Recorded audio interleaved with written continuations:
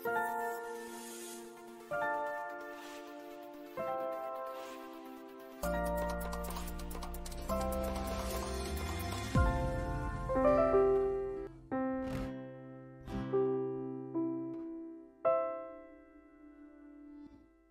saadjie is gesaai by Johan Cronje en sy vrou Erna Cronje.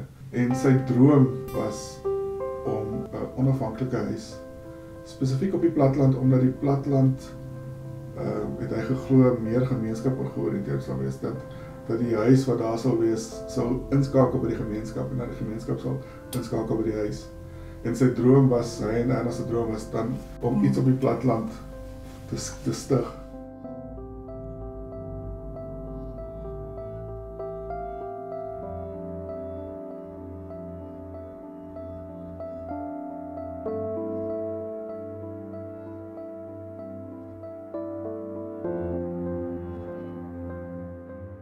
Radio Fynbos in samewerking met Revolve Productions is dan nou vanmiddag hier aan huis van huis Wallace Anderson in Riversdal. Nou my voorreg is om met een van die inwoners hier te gesels met Dani de Tooy. Nou Dani de Tooy is die ondervoorsitter. Hy is ook op die bestuursraad en die huisraadslede en ook een van die seniors in die huis. Dani, baie dankie dat jy onderhoud met ons toestaan. Ons waardeer dit regtig baie. So voorreg om te wees, hier te wees. Dani, vertel ons 'n bietjie meer van huis Wallace Anderson.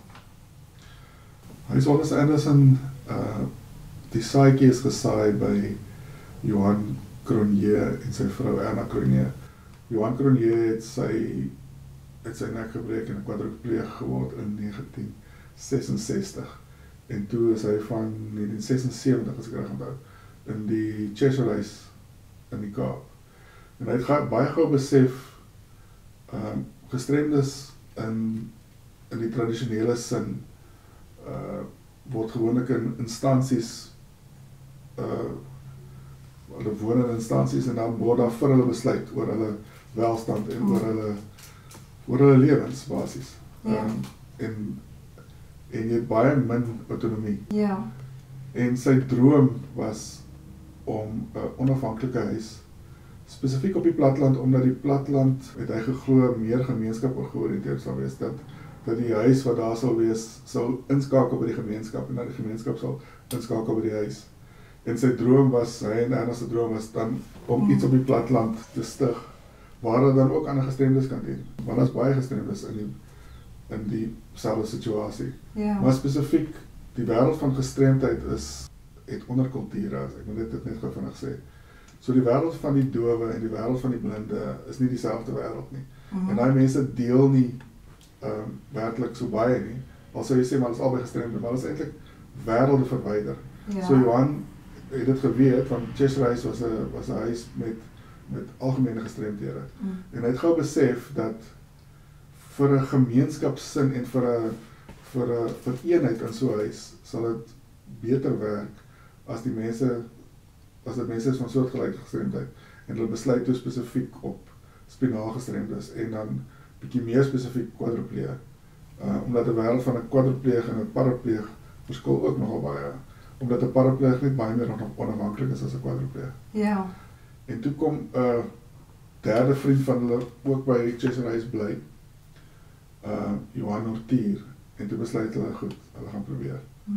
En ek dink Huis Wallace Anderson as 'n organisasie is in 1988 geregistreer. En toe het hulle voluit met fondse saam begin, en Johan het blykbaar altyd gesê, hulle bedel nie. So al hulle projekte was net dit, projekte wat fondse insamel het. Ja. En dan het hulle die projek beman, reg deur die dag. Dit moes nogal vir hulle vermoeiend wees.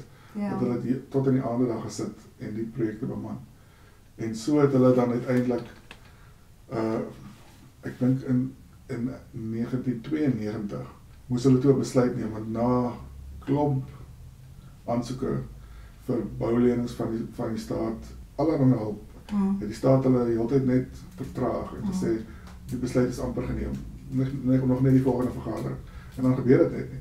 En toe in 1992 toe het hulle rondom 340.000 in hulle bankrekening en hulle besluit toe, maar hulle gaan die projek alleen probeer voortgaan sonder En in daardie tyd was dit 'n baie groot bedrag geweest, Dit né? was, maar dit was nog steeds nie genoeg nie, Ja.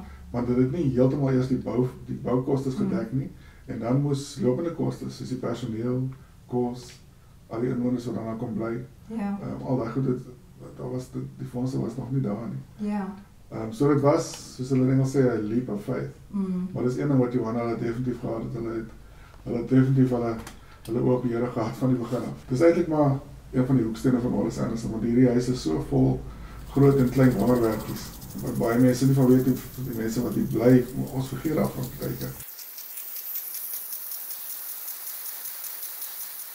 En jy het my nou vertel van so groot wonderwerk en dit het my hart so getref van toe hulle dit omgedraai het. Ek wil dit nou nie uit jou mond uit gee nie, maar daardie wonderwerk wat hulle Ja, sien. hulle, kort voor hulle sou intrek, het hulle nog rondom net presies R70,000 geskuld op die boukostes. En hulle het nie geweet waar dit vandaan gaan kom nie. Hulle was bietjie radeloos is. En Johan het die oggend vir sy vrou gesê, ons moet bid, want hy weet nie, want Johan was nogal 'n planmaker, hy was 'n baie pragmatiese, gedrewe persoon. En later toe kom die tesourier met 'n kaartjie na hom toe, en hy sê vir hom, ek dink jy moet hierdie lees, en hy gee dit vir Johan. En Johan lees net voorop het iets gestaan soos, dit was 'n Engelse persoon wat het gestuur het, ek gaan nou sê wie, en sy is Engels, so sy sou in Engels geskryf gewees het, maar sy het iets voorop gesê van, sterkte met julle projek. En die tesourier sê vir hom, nee, draai die kaartjie om. En agter op die kaartjie was 'n cheque vasgestapel van R70,000. En niemand buite die binnekring het geweet hoeveel hulle skuld op die boufonds nie. Ja. Dit was nie bekend nie, want hulle was half sensitief daaroor op daai stadium. Ja. Omdat hulle baie kritiek gekry het en baie teenkante. En hulle, ja, jy kan mos nou verstaan, hulle was nie lus om vir mense te sê, luister, ons skuld nog R70,000, maar ons gaan aan nie. So dit was absoluut 'n wonderwerk. En die persoon wat dit gegee het, was mevrou Lenet Crowdhuis. Sy is 'n baie welgestelde vrou wat in die Kaap gebly is, al oorlede. Maar sy het 'n trustfonds gestig, ek is nie seker of net voor of net na dit nie, waarmee sy mense gehelp het, maar sy het self 'n seun gehad, wat 'n kwadripleeg is, maar ek bedoel, hulle was in 'n finansiële posisie, hy het nie in Suid-Afrika gebly nie, hy is versorg in Brittanje en Engeland ergens. Maar die punt is, sy het gestremdes op die hart gehad, en ek het geen idee, ek weet nie as Johan weet hoe sy gehoor het van die huis aanvanklik nie, maar sy het later 'n vriend van die huis geword wat ons deur die jare baie gehelp het. Sjoe, maar dit moes omtrent 'n oomblik gewees het. Ek glo, ek was natuurlik nog nie daar nie, ek het eers later by die huis aangesluit. Maar ek kan glo, veral as ek verstaan, mens moet besef, hierdie projek het in erns in 1988 begin. So vir 4 jaar het hulle gesoek en nie regtig hulp gekry nie, hulp van die mense om hulle, van hulle gemeenskap en vriende en mense wat hulle goed gesit is, maar nie offisiële hulp gekry. So die ding wat hulle sou die vrede gee dat hierdie ding gaan werk, die staatshulp, het net nooit gekom nie. So hulle was heeltyd gespanne oor die projek. Ja, nee, jy kan jou dit net indink. Maar weet jy, jy het net gepraat van klein wonderwerkies, groot wonderwerkies, en ek is nogal baie sensitief vir 'n plek se atmosfeer, jy weet waar ek instap. En jy kan dadelik ervaar, jy is op 'n grondgebied waar geloof 'n baie groot faktor is. So, vertel vir my net bietjie, watter tipe gestremdhede huisves julle hierso dan? Op die oomblik het ons net mense wat spinale beserings gehad het, waarvan 4 kwadripleërs, 1 is 'n parapleeg en 1 het deur 'n mediese kondisie het hy gestremd geraak, maar hy is effektief 'n kwadripleeg. Ons is spinaal gestremdes en ons is 6 inwoners. Baie mense vra, hoekom is daar nie meer inwoners nie, maar daar's meer kamers. Omdat ons op onsself aangewese is, of ons moet fondse genereer deur min van ons en waar ons fondse kan genereer, en nie staatshulp het nie, is die oomblik as jy jou inwonertal groter maak, dan raak jou personeel eksponensieel groter. Al jou onkoste word eintlik eksponensieel groter. En ons sal dit net nie kan dek nie. Nog 'n inwoner sal 4 skofte se personeel moontlik moet by hê. Ja. Want hy strek dan die tuisversorgers net te ver. En die ander ding is dis ongelooflik hoe baie mense ons aansoeke is oop en ons ontvang nie so baie aansoeke van mense wat bereid is om in te koop by die feit dat jy gaan moet deel van die vooruitgang van huiswale, van die voortbestaan van Wallace Anderson moet wees nie. Ek weet nie of mense in die verkeerde tyd van hulle, kyk aan die begin is mens baie geskok en jy is verlore. En of mense dan dink, maar hoe gaan ek tot enigiets kan bydra? Ja. Maar iemand wat die aansoek doen, ons deur is ook, maar iemand moet bereid wees om 100% by te dra tot die voortbestaan en die voortbestaan van Wallace Anderson. Anders gaan dit nie werk nie, want selfs al wil jy 'n 5de of 'n 6de of 'n 7de wiel dra, gaan dit nie werk nie. Die las sal te swaar raak. Ek hoor. En die huis is dan vernoem dan na professor Wallace Anderson. Professor Wallace Anderson was op daai stadium, soos ek gesê het, hoofdirekteur van gesondheid en welsyn, dink ek is die departement. En toe hy uiteindelik self begin glo amper en dat Wallace Anderson moontlik kan help, maar aanvanklik het hy nie. Hy het vir my eke privaat gesê, hy het dit nie vir Johan hulle gesê nie, maar hy het regtig getwyfel of so iets sal moontlik wees, want daar was geen ander voorbeeld in die wêreld nie. En hy het al oor die wêreld beweeg. En hy het jarelang vriend van die huis gebly tot hy oorlede is. Hy was in 93 toe hy oorlede is uiteindelik, en hy tot aan die einde. Hy sou ons byvoorbeeld, ek weet nie hoe te onthou nie, want hy kon naderhand nie meer lees nie, hy kon nie meer sien nie. Maar hy het elke keer op elke inwoner se verjaarsdag daai oggend nog bel hy. Want wens hy daai inwoner geluk. En hy sou dit nie van 'n lysie af kon lees naderhand nie, want hy kon nie meer lees nie. So hy het dit letterlik onthou. Ja, dit wys jou nie dat dit regtig van 'n hartsaak was. Nee, dit is verseker. Ons het ons nou ervaar. Hy het baie keer by ons kom kuier. Nee, dit was definitief. Hy was 'n besondere persoon. Daar was 'n rede hoekom Johan hulle hom ontmoet het. Ja, daar is regtig redes, nê? In die lewe hoe die Here baie dinge connect in ons lewe.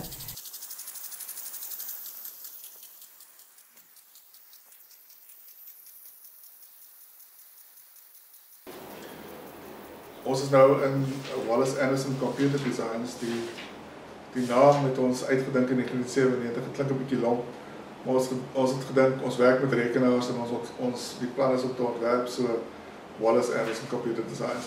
Dis 'n drukkery en ons doen ook, ek het nie Afrikaanse woord daarvoor, vinyl signwriting. Hoe Wallace Anderson Computer Designs begin het, in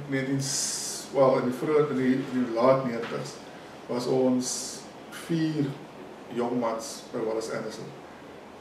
Almal, ek dink ons was almal onder 26, onder 27. In elk geval, Johan Cronje, die stigterslid, het gevoel, ons moet iets hê om te doen met ons dae. Ons kan nie net in die son sit nie. En hy het gevoel, een van die projekte wat hy dink, as mens nou in ag neem, dis die begin daarvan, van die tipe, dit was nog maar net 'n woord wat net begin het, of 'n konsep eintlik. Maar hy het daarvan uitgevind en hy het gedink, dis iets wat ons sal kan doen. En toe is Wallace Anderson Computer Designs gebore. Ons het eintlik in 'n klein vertrek hier langsaan, begin in 1997 met 2 rekenaars. Ons het iemand gehad wat ons kom bietjie touwys maak het met die sagte ware. En dit het intussen gegroei. In 2000 het ons hierdie nuwe vleuel bygekry met fondse wat gegenereer is uit Wallace Anderson self, of dit was vir ons 'n sameling, maar ek bedoel, dit was nie een enkele donasie of 'n staatssubsidie nie. En die besigheid is self onderhoudend. Ja, en ons doen allerlei drukwerk en vinyl signwriting en signage. En julle is baie afhanklik van fondsinsamelingsprojekte. Wat doen julle? Kyk, ek het by julle betrokke geraak toe ek nou maar by julle kom bedien het Beyond the Label. So van daar af sien ek meer waarmee julle besig is. Maar wat is julle hoofinsamelingsfondsprojekte wat julle tans loods? Kyk, ons het nou sopas die 28ste November ons enkele grootste fondsinsamelingsprojek gehad. Dit is 'n kermis. Ja. En wat het maar basies uitmaak is, goed dat 'n kermis maar altyd het, of ek sê 'n kermis, 'n bazaar, dit is nie 'n kermis, dit is 'n bazaar. Koektafel, vleistafel, pannekoek, puddings, dit is 'n soort goed. En dis ons enkele grootste fondsinsamelingsprojek. En dan het ons deurlopend deur die jaar kleiner projekte. Ons het 'n plaaslike pretdraf gehad. Ons skakel in by Loslidag, Nasionale Loslidag. Ja.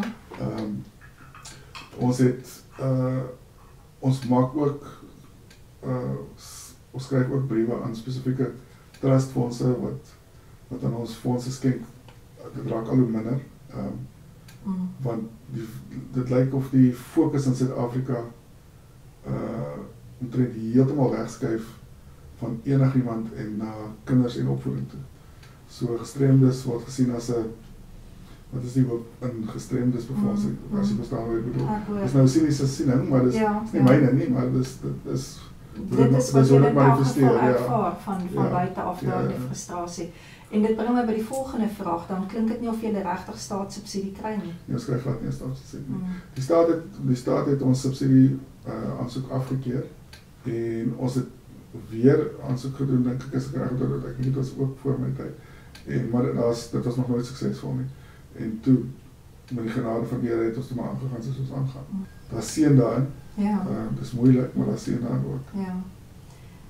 En sou julle wel donasies kry, Dani, reik julle dan 'n 18A artikel kwitansie uit? Ja, ons is BTW geregistreer, so ons kan dit doen, ja.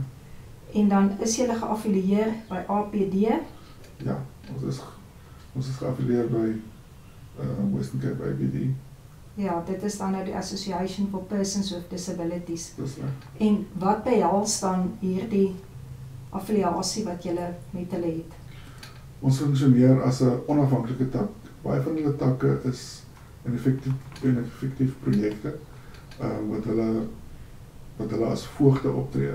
Dan is dit soos werkswinkels vir gestremdes en instansies wat wel voogde nodig het.